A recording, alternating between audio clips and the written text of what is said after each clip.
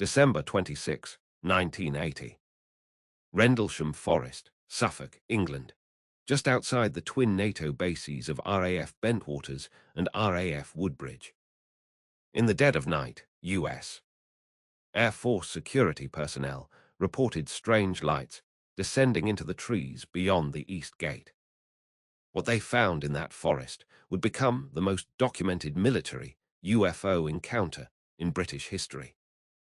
And the man who would put it all on official record was Lieutenant Colonel Charles Halt, Deputy Base Commander. It began in the early hours of December 26, when a security patrol near the East Gate of RAF Woodbridge spotted unusual lights moving through the forest. Sergeant Jim Penniston and Airman First Class John Burroughs were dispatched to investigate what they initially assumed was a downed aircraft. What they found was no aircraft. Penniston later described a triangular craft, approximately 3 meters across, sitting in a small clearing. It was dark metallic in color, smooth to the touch, and covered in symbols resembling hieroglyphics.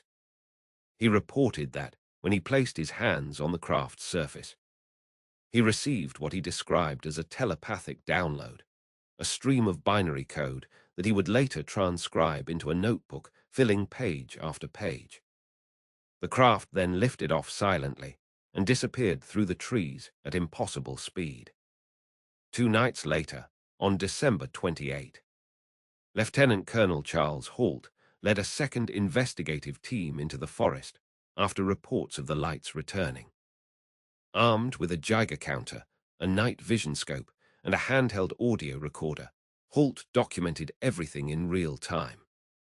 His team observed a pulsing red-orange object moving through the trees, dripping what appeared to be molten material.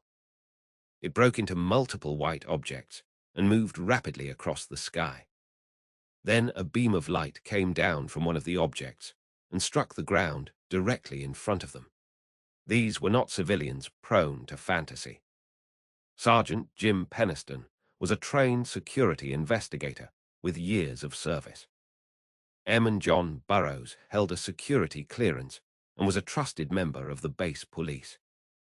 Lieutenant Colonel Charles Halt was the deputy base commander of one of NATO's most strategically sensitive installations during the Cold War, a man responsible for the readiness of nuclear-capable assets.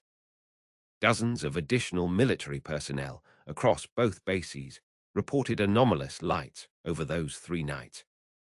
These were trained observers operating under military discipline, many of whom had nothing to gain and everything to lose by speaking publicly. Their careers were on the line. They spoke anyway. On January 13, 1981, Lieutenant Colonel Halt sent an official memorandum to the British Ministry of Defence. Known now as the Halt Memo, it remains one of the most significant official military documents in UFO history. In it, Halt described the craft, the colored lights, the physical ground traces, 3 triangular indentations pressed into the frozen soil, broken branches, and scorch marks on nearby trees. His team's Geiger counter recorded radiation levels significantly above normal background readings at the landing site, with peak levels found in the 3 depressions. Halt's audio tape, recorded live during the second night's encounter, captured his real-time reactions as the objects moved overhead. Perhaps most disturbing, Halt confirmed that a beam of light was directed down into the nuclear weapons storage area on the base. The British Ministry of Defence eventually declassified files acknowledging the reports. The MOD's official conclusion was that the events posed no threat to national defence. No further investigation was deemed necessary. This assessment has been widely challenged. Halt himself has publicly stated that the incident was covered up at the highest levels and that he was told to downplay his report.